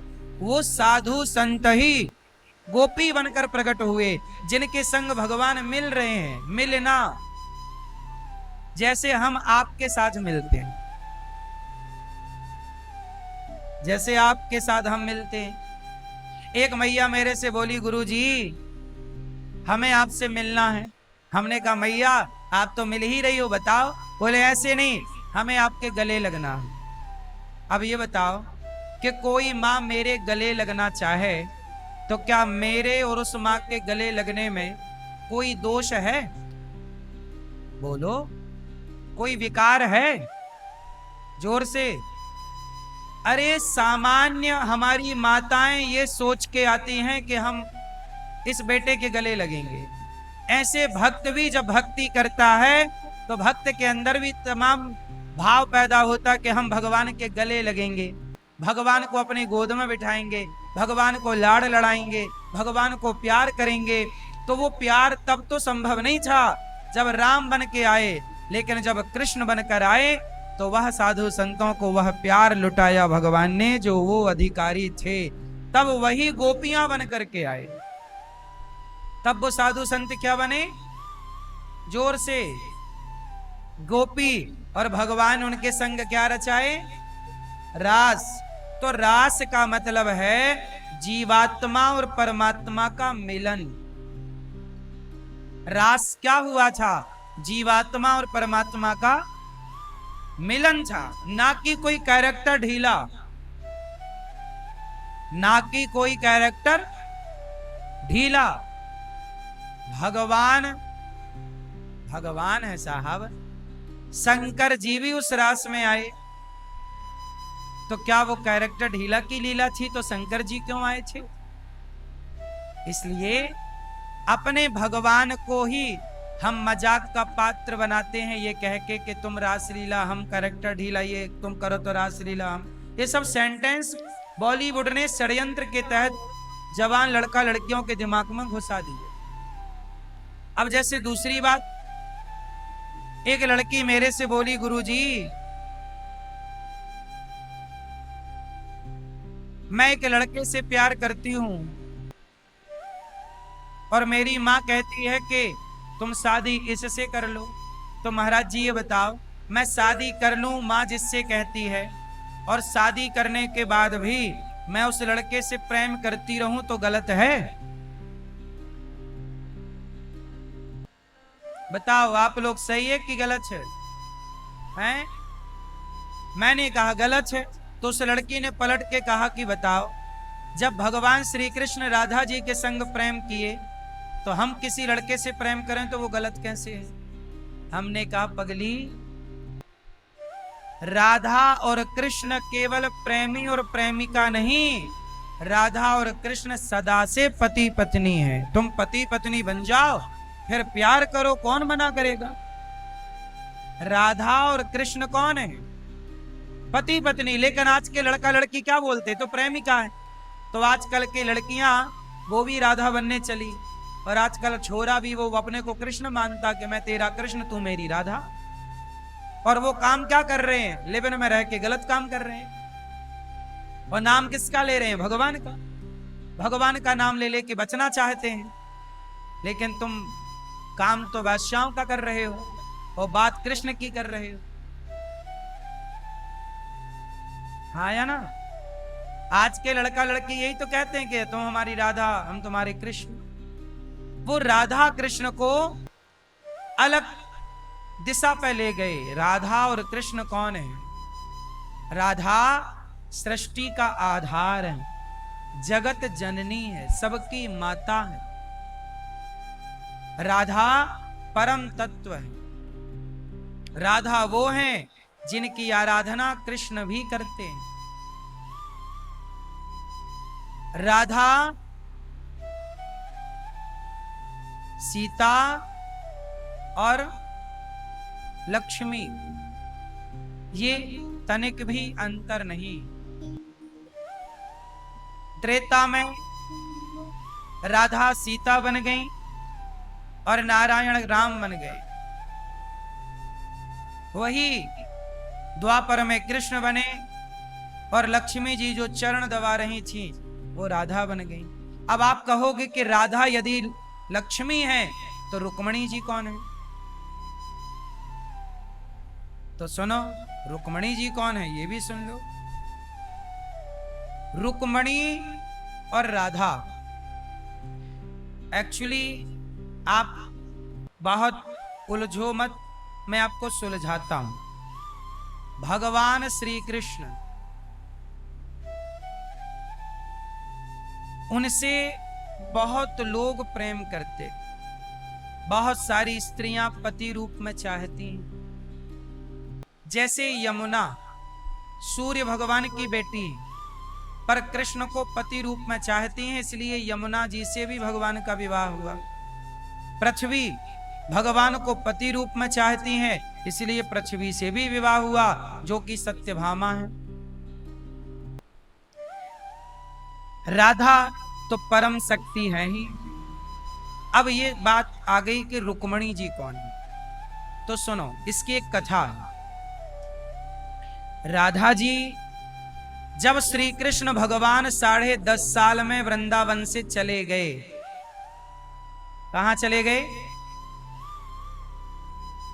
मथुरा गए, फिर मथुरा से द्वारिका गए। तो जब भगवान श्री कृष्ण गए तो राधा रानी एक रूप में तो यहीं रही राधा बनकर, पर राधा ही। अच्छा बताओ, भगवान नारायण का अवतार कृष्ण हुआ कि नहीं? भगवान विष्णु भगवान नारायण क्या बने? अवतार लिया ना कृष्ण का। अच्छा, जब कृष्ण बने भगवान नारायण, तो क्या शेष सैया क्षीर सागर खाली हो गया था? बोलो। जब भगवान अवतार लेते हैं तो क्या वो शेष नांग पे जो लेटे नारायण क्या वहां से गायब हो जाते हैं? वो वहां एक रूप से वहां रहते हैं और एक रूप से यहां कृष्ण बनकर, राम बनकर, नरसिंह बनकर लीला करते हैं। जैसे भगवान ने अवतार लिया, नारायण कृष्ण बने, तो नारायण भी रहे वहां, कृष्ण भी रहे यहां।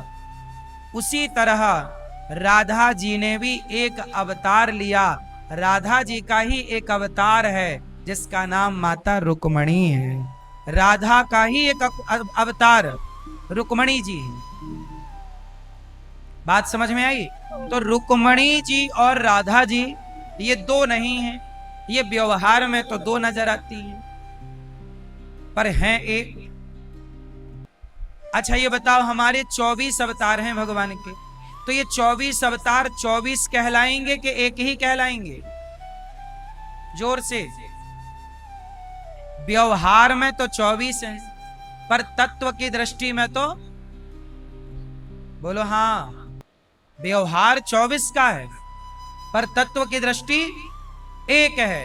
उसी तरह राधा और रुक्मणी व्यवहार में दो हैं, पर तत्व की दृष्टि में दोनों एक तत्व है। गिरा अर्थ जल बीच सम कहियत भिन्न न भिन्न। अब और बात बताऊं गहरी, तो सुनो। अच्छा ये बताओ,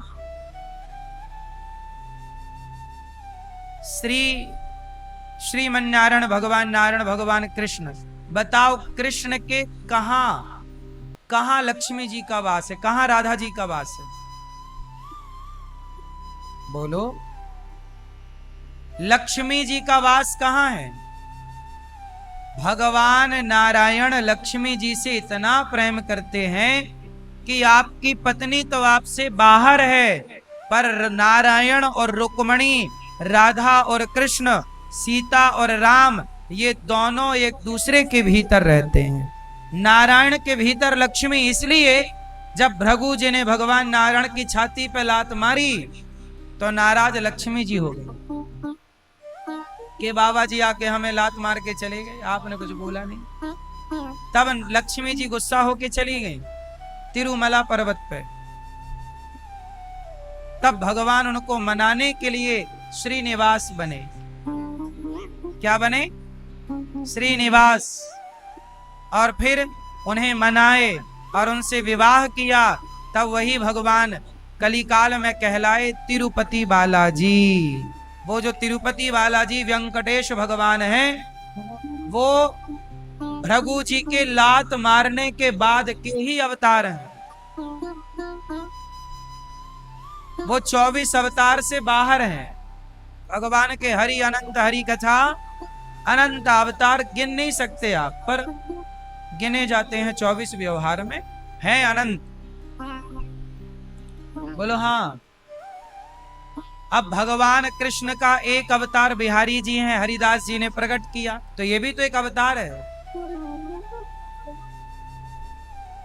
राधा वल्लभ जी, राधा रमण जी, ये भी तो एक अवतार है, प्रकट हुए भगवान अपने भक्तों के लिए। पर ये सब 24 अवतार से अलग अलग अवतार भक्तों के लिए आए। मेरे भक्त ने पुकारा तो उसके लिए मैं ये बन जाऊं, ये बन जाऊं, ये बन जाऊं, बन गए भगवान। हरिदास जी के लिए बिहारी जी बन गए।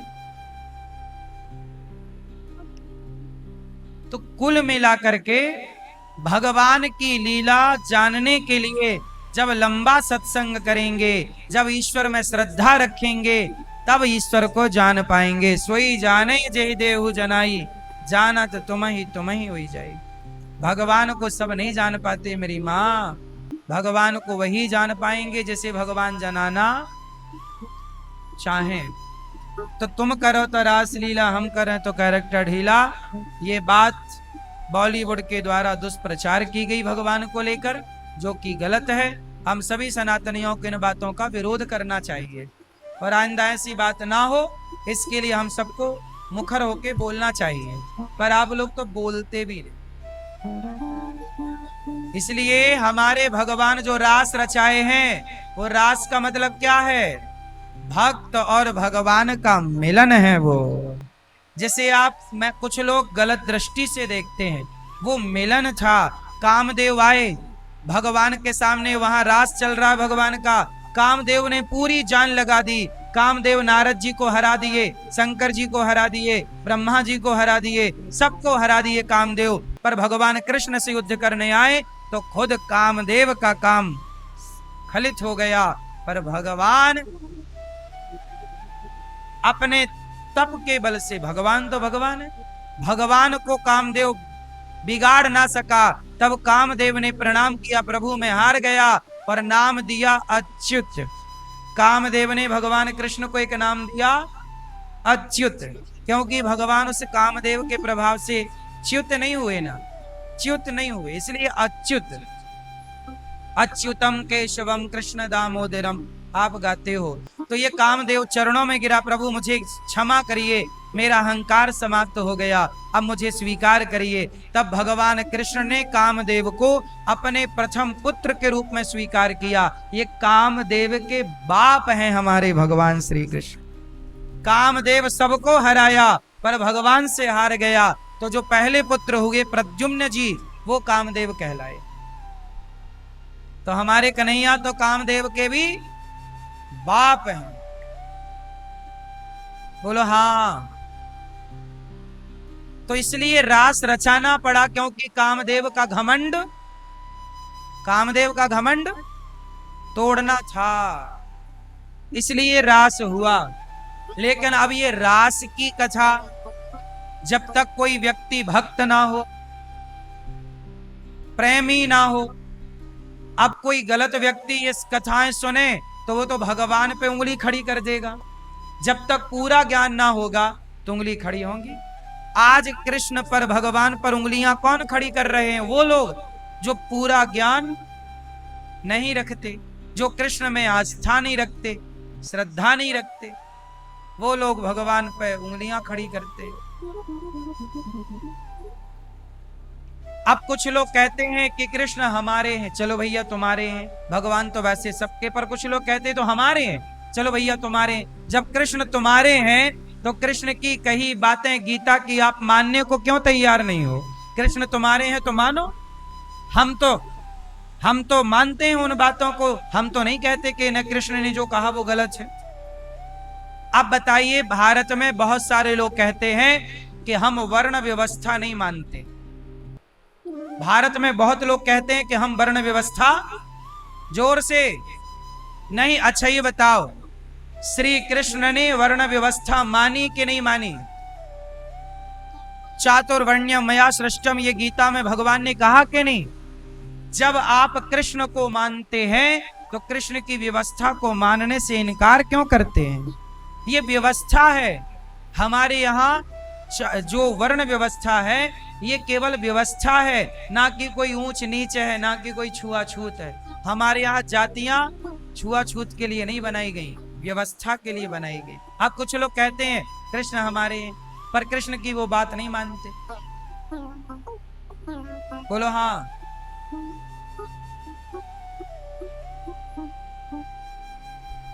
अच्छा एक सवाल करूं आप लोगों से। एक नेताजी मुझे मिले, उन्होंने कहा कि मैं वर्ण व्यवस्था नहीं मानता, मुझे शूद्र शब्द सुनना अच्छा नहीं लगता। अच्छा ये बताओ, शूद्र कौन है? शूद्र शब्द किसी के अपमान के लिए नहीं होता।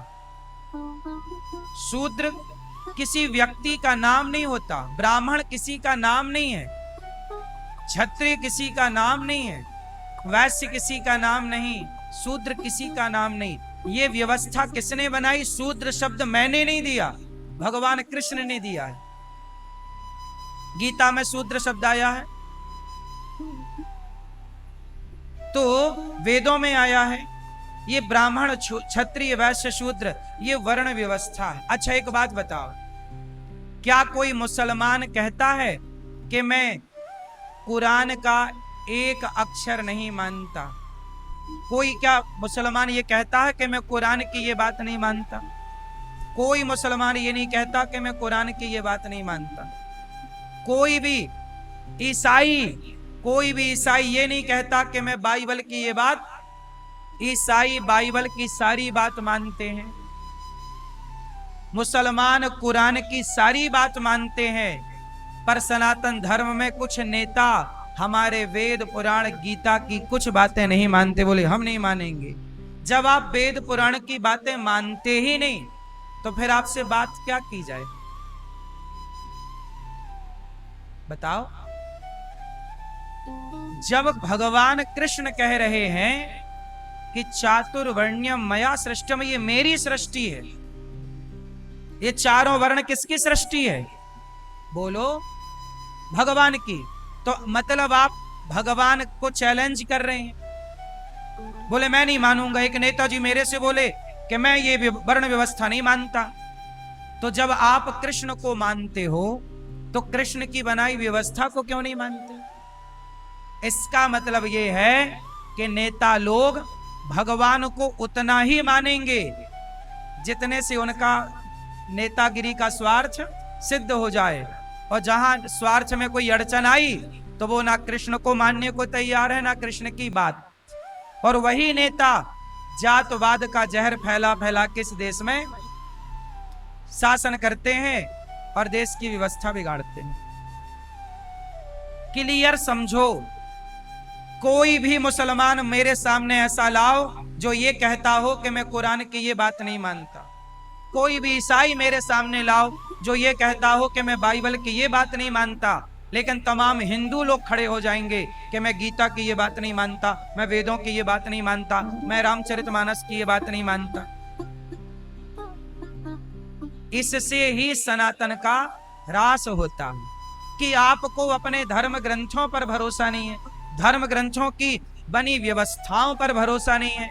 तो फिर आप कैसे कहते हैं कि मैं सनातनी हूं? किस आधार पर कहते हैं आप? बात तो मुसलमान और ईसाई वाली कर रहे हैं और आप बने सनातनी हैं।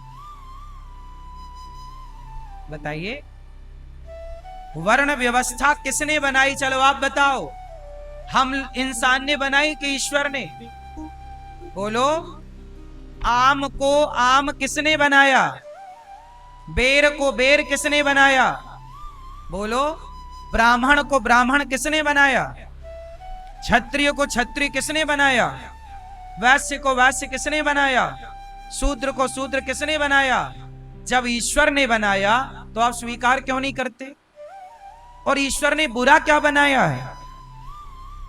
हमारे रैदास जी तो मोची जूता सिलने का काम करते थे, लेकिन वो रैदास जी जूते का काम करते थे, पर वो गर्व से कहते थे कि मैं मोची हूं।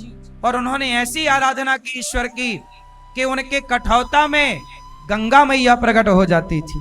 बड़े बड़े साधु संत उनको प्रणाम करते थे। तो कोई व्यक्ति, आप तपस्या करिए, आप अच्छे काम करिए, जब आप अच्छे डॉक्टर बन जाएंगे तो आपसे थोड़ी पूछा जाएगा कि आपकी जात क्या है। भाई हॉस्पिटल में तो बहुत सारे डॉक्टर मुसलमान भी हैं, बहुत सारे डॉक्टर ईसाई भी हैं, बहुत सारे डॉक्टर सब लोग ब्राह्मण क्षत्रिय वैश्य शूद्र हैं। हमें तो अच्छे इलाज से मतलब है ना। आपका धर्म क्या है, आपकी जात क्या है, इससे हमें मतलब नहीं है। और ये याद रखिएगा कि जैसे डॉक्टर बनाने का सर्टिफिकेट आपको गवर्नमेंट देती है, डॉक्टर कौन बनाता है? सरकार बनाती है। ऐसे ब्राह्मण क्षत्रिय वैश्य शूद्र किसी व्यक्ति ने नहीं बनाया, ये सर्टिफिकेट सबको भगवान ने देकर के भेजा है। तो जब ईश्वर ने सर्टिफिकेट दिया है तो आप उस व्यवस्था को मानने को क्यों तैयार नहीं? हाँ या ना? आप जहां हैं, जो हैं, वो आपको ईश्वर ने बनाया है। इसलिए जहां हैं वहां रहकर ईश्वर की आराधना की जाए।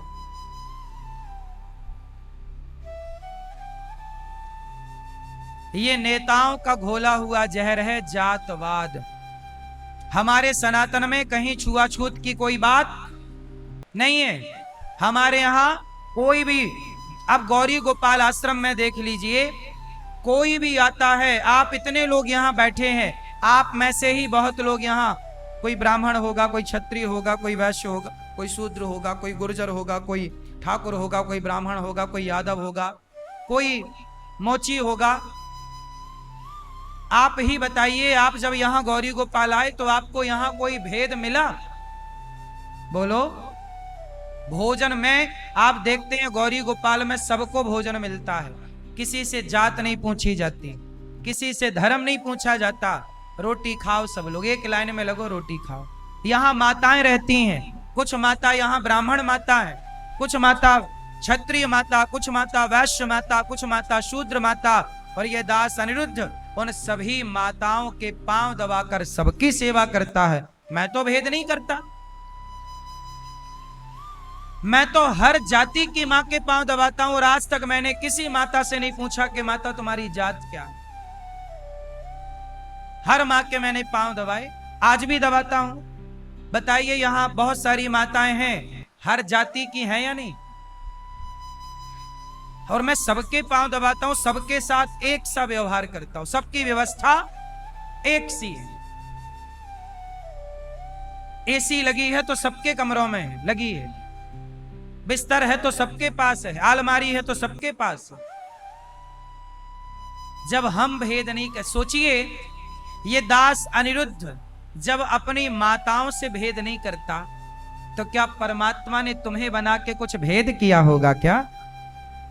ईश्वर की दृष्टि में तो तुम सब एक हो, पर एक होकर भी व्यवस्था बनाने के लिए बनाई। अब कह रहे हो आप कि हम ईश्वर की ये बात नहीं मानेंगे, तो नहीं मानो भैया। अब जो ईश्वर की भी बात ना माने, उससे क्या हम मुंह पच्ची करें, माथा पच्ची करें, दिमाग लगाएं? बोलो हाँ। बात तो उससे होगी ना जो शास्त्रों की बात माने।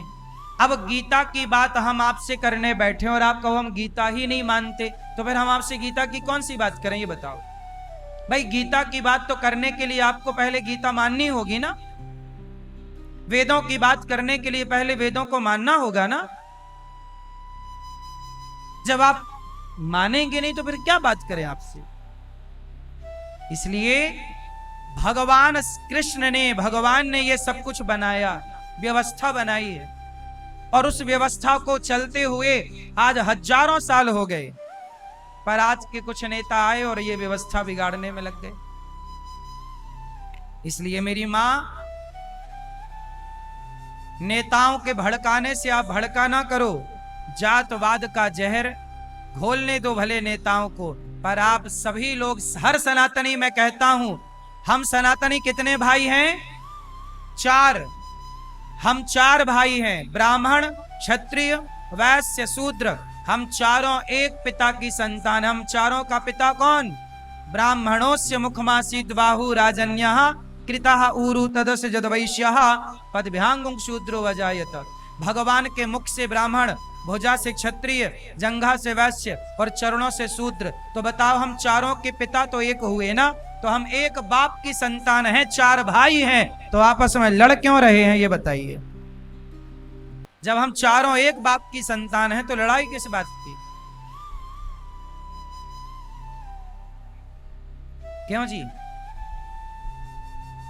ईश्वर की ही तो संतान है हम चार भाई हैं। अरे हम चारों संगठित होते शुरू से तो क्या हमारे देश में मुगल आते?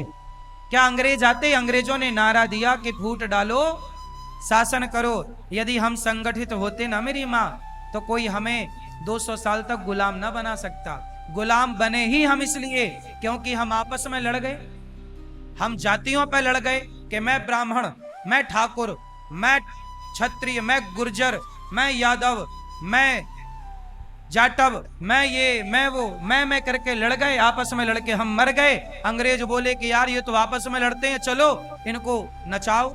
तो उन्होंने भैया लाठी थाम ली और जिसकी लाठी उसकी भैंस, हमें लड़ाया और हम गधों की तरह लड़ते रहे। आज तक अक्ल नहीं आई, आज तक हम लड़ रहे हैं। हम चारों के पिता एक हैं। हम चारों कृष्ण को अपना भगवान मानते हैं। हम चारों गाय की पूजा करते हैं। हम चारों गंगा की पूजा करते हैं। जब चारों के उपासक एक हैं तो हम में भेद किस बात का है ये बताओ? किस बात का भेद है? संगठित हो जाओ मेरी माँ, बच्चों को सिखाओ जरा, समझाओ जरा। नेता जहर खूब घोलते हैं क्योंकि उनको नेता लोगों को वोट चाहिए। जातवाद का जहर घोल के बंटवारा करके नेताओं को वोट चाहिए। उन्हें देश से मतलब तो है नहीं कि देश में क्या चल रहा, देश को कहां ले जाना। देश के विकास से मतलब नहीं है कुछ नेताओं को, केवल अपनी रोटी सेकनी। ये बात सही है कि गलत है? देश से मतलब नहीं है कि देश की अर्थव्यवस्था कहां होनी चाहिए, देश में क्या अच्छी सड़कें होनी चाहिए, अच्छे ब्रिज होने चाहिए, अच्छा काम होना चाहिए, हर व्यक्ति सफल हो और संपन्न हो, हर बच्चे के हाथ में शिक्षा हो, हर आदमी का स्वास्थ्य अच्छा हो। इस पर ध्यान किसी का नहीं है। हम लोग बातें नहीं करते, हम लोग इसकी बातें हम कहते हैं कि भारत में ऐसी शिक्षा हो जो सबके लिए अवेलेबल हो। शिक्षा फ्री होना चाहिए इस देश में। कौन सा नेता बताओ, आज हमारे इतने सारे टीवी न्यूज हैं, न्यूज चैनल, किसी भी न्यूज चैनल पर किस बात की डिबेट चल रही है कि भारत में शिक्षा फ्री होना चाहिए? चलो आज इस पर बातें करते हैं। गरीब से गरीब रिक्शे वाला हो, रिक्शे वाले का बेटा और मुख्यमंत्री का बेटा एक साथ बैठ के पढ़ें, ये दिन कब आएंगे इस देश में? क्या इस पर कोई बात चल रही है?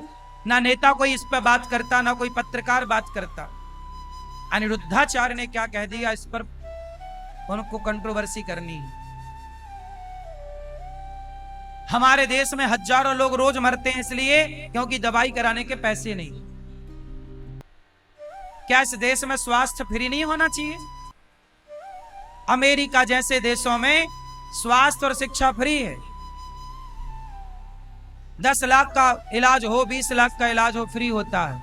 पढ़ाई कितनी भी पढ़ना चाहे बच्चा, फ्री सरकार पढ़ाती है। हमारे देश में फ्री में बिजली देगी, फ्री में सिलेंडर देगी, फ्री में आपको टिकट की सीट देगी, बस की सीट, जाओ यात्रा करो, घूमते रहो, पढ़ो लिखो ना। लॉलीपॉप तुम्हें मिल रहा है इस देश में फ्री, जो कि मिलना, इस देश में हर चीज पैसों में मिलनी चाहिए, पर शिक्षा और स्वास्थ्य सबका फ्री होना चाहिए। बात सही है कि गलत है? इस बात पर किसी नेता का ख्याल, कोई भी नेता चुनाव के समय ये नहीं बोलता कि मैं शिक्षा फ्री करूंगा, मुझे वोट दो, मैं स्वास्थ्य फ्री करूंगा, कोई नहीं बोल सकता, क्योंकि सबको खाना है, सड़क बनानी है, फिर तोड़ना है, क्योंकि डबल पैसा चाहिए। आम जनता को कुछ पता ही नहीं है। नेता तो सड़क बना रहे हैं, फिर खोद दे रहे हैं कि यार ये लाइन डालना भूल गए, फिर बनाया, फिर खोद दिया, क्योंकि 3 बार बनेगी तो टेंडर 3 बार होगा, 3 बार पैसा आएगा। एक बार ही अच्छी बना देंगे तो दोबारा पैसा सड़क के नाम से कहां से आएगा? इसलिए नेता लोग सड़क कैसी बनाते हैं? केवल 5 साल चले ऐसी, क्योंकि 5 साल बाद फिर चाहिए उतना पैसा। सोचिए 100 करोड़ की सड़क बनी, 5 साल बाद खराब, 100 करोड़ फिर चाहिए, वही वही वही वही वही वही वही वही। अरे वो पैसा जो एक बार सड़क बनाओ साला 50 साल चलनी चाहिए। अमेरिका की सड़क तो 50 साल चलती है, लंदन की सड़क 50 साल, भारत की सड़क 5 साल, बारिश आ गई सड़क खत्म।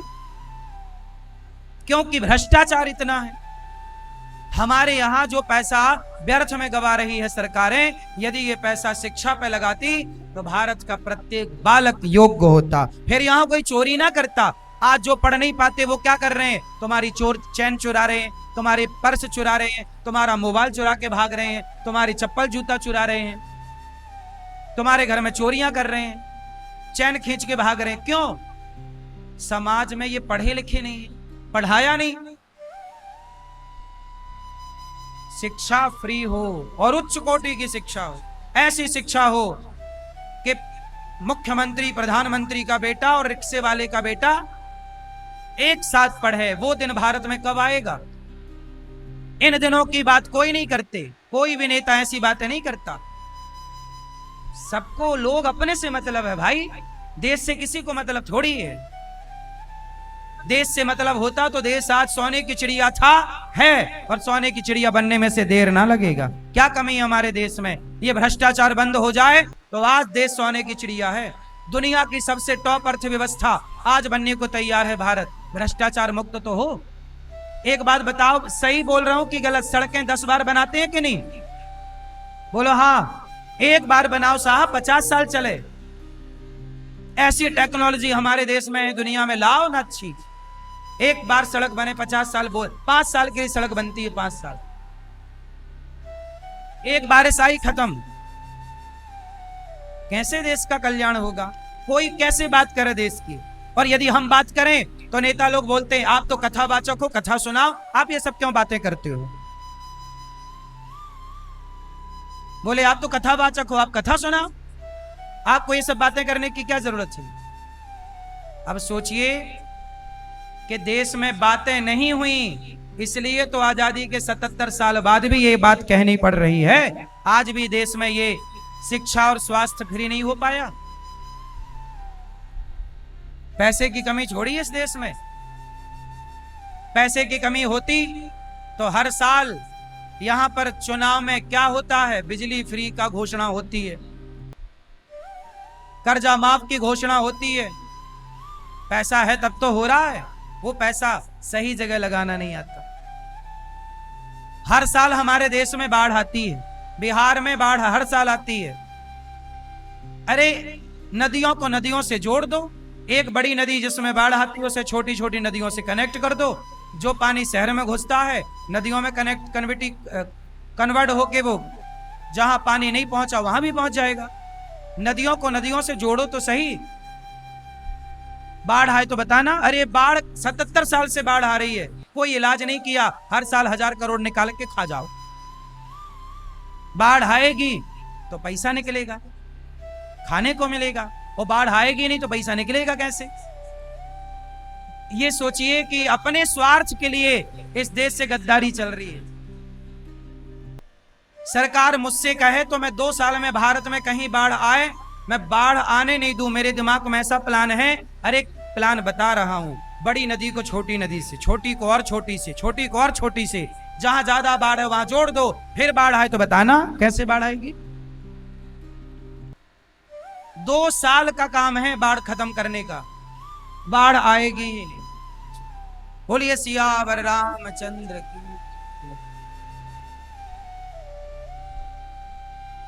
भगवान ने गोपियों के संग रास रचाया, वो भक्त और भगवान का मिलन है। दिव्य रास हुआ। भगवान गोपियों को छोड़कर, गोपियों को अभिमान आ गया, हम बड़ी सुंदर। देखो ये अभिमान जब आता है तो व्यक्ति पतित हो जाता है। जब अभिमान गोपियों को आया कि मैं बड़ी सुंदर हूं, तो भगवान छोड़कर चले गए। और जब छोड़ के चले गए, अच्छा एक बात बताओ, मैं आपसे एक बात और कह दूं आखिरी। देश के मुद्दे पर मुझे बात करने का अधिकार है या नहीं? जोर से। पर नेता लोग कहते हैं आप बात मत करो। आप तो कथावाचक हो, कथा सुना। तो हम कथावाचक बाद में हैं, भारत के नागरिक पहले हैं। भारत की सेवा और भारत के लिए बोलना ये हमारा पहला धर्म है। बोलो हाँ। तो भगवान को क्या पसंद नहीं है? अहंकार। क्या पसंद नहीं है? अहंकार। इसलिए कहता हूं अहंकार मुक्त हो जाइए। गोपियों को बड़ा अहंकार आ गया, मैं बड़ी सुंदर हूं, भगवान अंतर्धान हो गए। सारी गोपियों को कृष्ण मिले पर अहंकार आया तो चले गए। सोचिए, बिहारी जी जाओ तो वहां पर्दा लगा रहता, खुला फिर लग गया, खुला। पर्दा क्यों लगता बिहारी जी में? इसलिए लगता है क्योंकि बिहारी जी और आपके बीच में केवल एक पर्दा की दूरी है। पर्दा हटा तो बिहारी जी सामने। ऐसे ही भगवान तो सबके सामने है। ये अहंकार का पर्दा आप लोग जिस दिन हटा लोगे उस दिन परमात्मा सामने नजर आएगा। आप लोग पूरी जिंदगी जी लेते हो पर अहंकार का पर्दा हटा नहीं पाते। कौन सा पर्दा नहीं हटा पाते? इसलिए गोपियों को छोड़कर कृष्ण भाग गए, चले गए राधा रानी को लेकर, क्योंकि उनको अहंकार आ गया। सोचिए, तनिक सा अहंकार गोपियों को आया तो भगवान चले गए। पर हम लोगों को इतना अहंकार रहता, जरा सा पैसा मिल जाए तो ये और वो। इसलिए मेरी माँ, किसी भी परिस्थिति में अभिमान ना कीजिए, जो मिले परमात्मा की कृपा मान, अहंकार दूर दूर तक ना हो। रावण को कौन लेके डूब गया? उसका अहंकार। दुर्योधन को कौन लेके डूब गया? उसका अहंकार। आपको कौन लेके डूबेगा? आपका। इसलिए अहंकार नहीं, प्रभु के दास बनो। किसका अहंकार रहा कि तुम्हारा रहेगा? क्यों मैया? भगवान किसे अपना दुश्मन मानते हैं? अभिमान। मेरे भक्त के अंदर क्या नहीं होना चाहिए? अहंकार। आजकल रिश्ते क्यों खराब होते हैं? पति पत्नी के, बाप बेटे के, क्योंकि अहंकार आड़े आता। पत्नी बोलती है मैं सॉरी नहीं बोलूंगी, पति बोलता है तो मैं क्यों बोलूं। गलती किसकी है मैं नहीं जानता, होगी किसी एक की, लेकिन आप लोग रिश्ते तोड़ देते हैं पर सॉरी नहीं बोलते, झुकते नहीं है। कौन नहीं झुकने देता? आपका अहंकार। आपका अहंकार आपको कोर्ट कचहरी तक पहुंचा देता। आपसी की लड़ाई, भाई भाई का अहंकार आपको कोर्ट कचहरी तक ले गया। पति पत्नी का अहंकार कहां ले गया? कोर्ट कचहरी तक। लेकिन आप झुक ना पाए। अहंकार, अहंकार पत्नी में आ जाए तो पत्नी रिश्ते ना चला पाएगी, पति में आ जाए ना चलेगा, हम में आ जाए ना चलेगा, आप में आ जाए ना चलेगा, तो भक्त में आए तो कैसे चलेगा? गोपियां अहंकार शून्य कैसे हो? अब वो अहंकार शून्य होने के लिए भगवान की कथा सुनने लग गई, भगवान की लीलाओं का गुणगान गाने लग गई। अहंकार से शून्य होने के लिए वो आगे कृष्ण कृष्ण पुकारते हुए, कृष्ण ने पूतना मारी, कृष्ण ने गिरिराज उठाए। एक सखी कृष्ण बन गई, दूसरी उसका अनुसरण करने लग गई।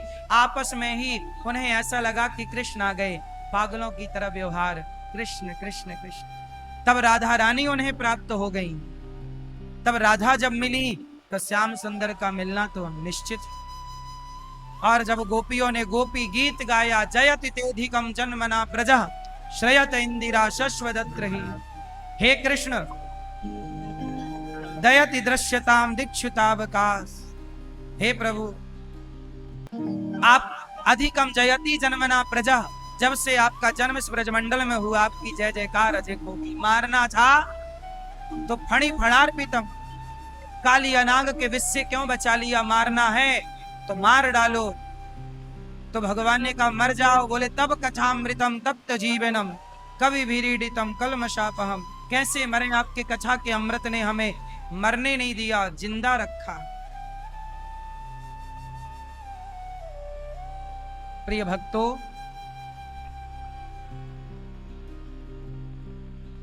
भगवान जब गोपियां बिल्कुल अभिमान से शून्य हो गईं, जीरो, मैं कुछ हूं ये अहंकार है, और मैं कुछ नहीं हूं ये शून्यता है। बोलो मैं कुछ, बोलो मैं कुछ हूं, ये क्या है? जोर से, मैं भी कुछ हूं ये अभिमान है, और मैं कुछ नहीं हूं ये शून्यता है। और जब शून्य होता है तो याद रखिएगा, शून्य खाली होता है। शून्य क्या होता है? खाली। अरे भैया, जब आप शून्य बनोगे अर्थात खाली होगे, बाल्टी खाली होगी तब ना भरेगी, खाली ही नहीं होगी तो भरेगी कैसे? तो जब आप खाली होंगे तब ना भगवान की कृपा से भरेंगे, खाली है ही नहीं तो भरेंगे कहां से? राम नाम एक अंक है, बाकी साधन शून, राम रहे 10 गुण है, राम बिना सब शून। एक बात बताओ, अंक बड़ा के शून्य बड़ा? जोर से। अंक 1 2 3 4 इसको अंक कहते हैं, शून्य। अंक बड़ा कि शून्य बड़ा? जोर से, जोर से। शून्य बड़ा। कितने लोग मानते हैं कि शून्य बड़ा? नीचे करो। अंक बड़ा। कितने लोग मानते हैं कि अंक बड़ा? कुछ लोग कह रहे हैं अंक बड़ा को कम लोग मान रहे हैं, शून्य को ज्यादा लोग। भैया आपकी गणित बड़े सही है।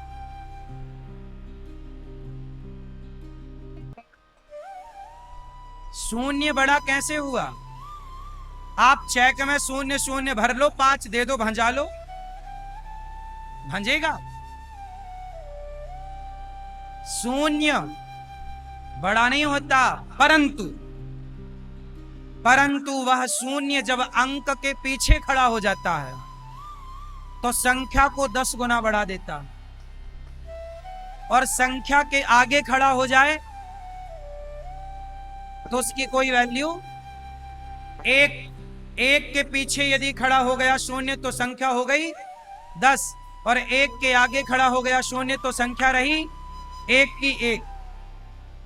शून्य 10 गुना बढ़ाता है संख्या को, पर तब जब संख्या के, बोलो हाँ, तो राम ही, कृष्ण ही अंक हैं, वो अंक हैं।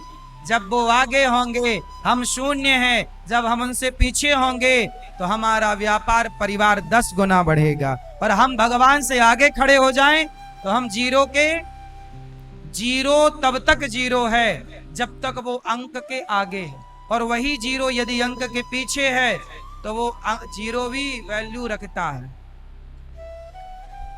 बोलो हाँ कि ना? इसलिए बड़ा कौन? अंक बड़ा कि शून्य? शून्य तब बड़ा जब अंक के पीछे हो। तो आप में से कितने लोग भगवान के पीछे हैं? आजकल कुछ लोग अपने को भगवान के, अहंकार यदि आपको है तो आप कृष्ण के आगे, यदि आपको अहंकार है तो आप भगवान के आगे वाले शून्य हैं, और आप यदि अहंकार नहीं रखते तो आप भगवान के पीछे वाले शून्य हैं। और अंक हमारे कृष्ण, अंक हमारे कृष्ण, हमारे राम। राम नाम एक अंक है, बाकी साधन शून, राम रहे 10 गुण है, राम बिना सब शून्य है।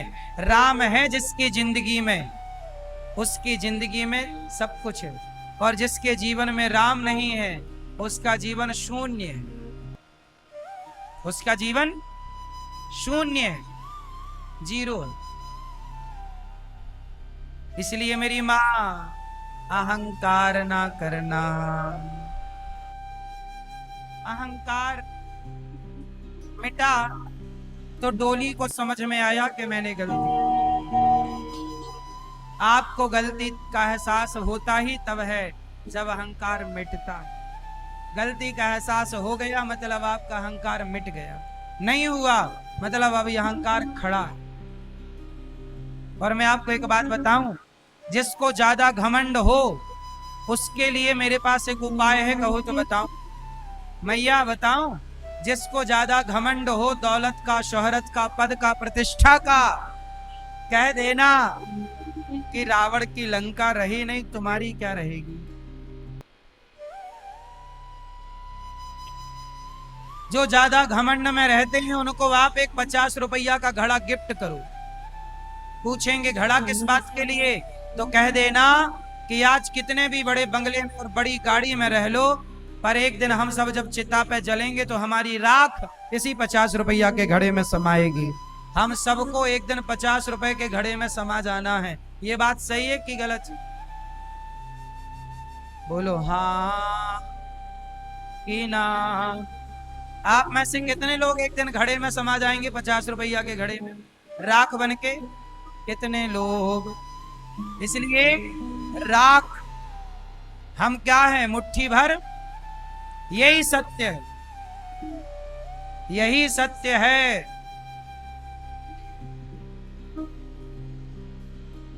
प्लेन हादसा हुआ हमारे अहमदाबाद में, प्लेन हादसा हुआ, सारे यात्री जल गए, जिंदा जल गए। उनका जला हुआ शरीर आप लोगों ने देखा होगा टीवी पर, सोशल मीडिया। जैसे वो जले हैं, क्या हम लोग भी ऐसे नहीं जलेंगे चिता पर? हम सबको ऐसे ही जलना, बस वो पहले जल गए, हम बाद में जलेंगे। पर गति सबकी वही है। कोई आज जल रहा है तो कोई कल के लिए बाकी है। जो शमशान में आज कंधा पर अर्थी लेकर गए हैं, अच्छा ये बताओ, जो आज शमशान में अर्थी लेकर गए हैं, जो गए हैं, एक दिन ऐसा आएगा कि उन्हें भी लेकर कोई जाएगा। एक दिन आएगा उन्हें भी, यही क्रम चल रहा, और सबको एक दिन राख बन के गंगा जी में घुल जाना। इसलिए घमंड ना करो साहब, घमंड ना। भगवान ने गोपियों को पाया, गोपियों ने पुकारा, रो करके भगवान प्रकट हुए गोपी गीत के बाद, और भगवान ने गोपियों के संग महारास रचा। जितनी गोपियां उतने कृष्ण बने। अब ये कोई सामान्य मनुष्य की लीला थोड़ी है कि जितने गोपियां उतने कृष्ण, लाखों गोपियां तो लाखों कृष्ण बन गए। और लीला को महारास आज भी अखंड निधिवन जी में चल रहा, ये लीला नित्य है।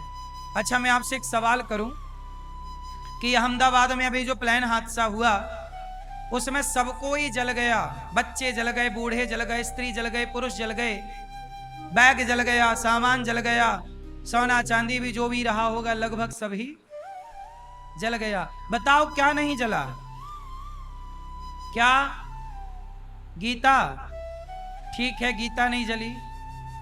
और मेरी मां, मैं यहां पर गीता की बात अभी नहीं कर रहा हूं, मैं केवल ये बात आपका ध्यान उस ओर आकर्षित करना चाहता हूं कि और भी कुछ है जो नहीं जला, पर किसी का ध्यान उस तरफ गया नहीं। मैं आपके ध्यान को उस ओर आकर्षित करना चाहता हूं। जब प्लेन हादसा हुआ अहमदाबाद में और वो प्लेन एक बिल्डिंग से टकराया, आग लग गई, सारे लोग जिंदा जल गए।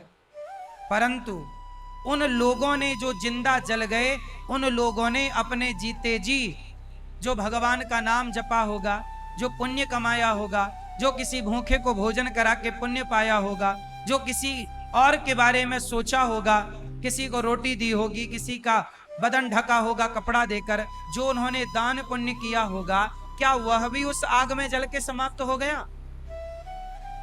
बोलो मेरी मां, हो गया? एक दिन आप और हम जल जाएंगे, एक दिन आप और हम मर जाएंगे, पर हम और आप जो जीवन में पुण्य करते हैं, भले काम करते हैं, भलाई और बुराई दोनों, हमने जो अच्छे काम किए और जो बुरे काम किए, ऐसी कोई आग नहीं सृष्टि पे जो आपके पुण्य को जला सके। भक्ति की आग पाप जला सकती है, भक्ति की आग पाप तुम्हारे जला के भस्म कर सकती है। पाप जलाए जा सकते हैं पुण्य के बल पर, भक्ति के बल पर क्या जलाया जा सकता है? पाप जलाए जा सकते हैं। पर इस धरती पर ऐसी कोई अग्नि नहीं है जो आपके किए गए पुण्य को जला सके। हो तो आप बताओ। इसलिए मेरी मां, सब कुछ आपका यहीं रहना है, शरीर भी यहीं जलना है।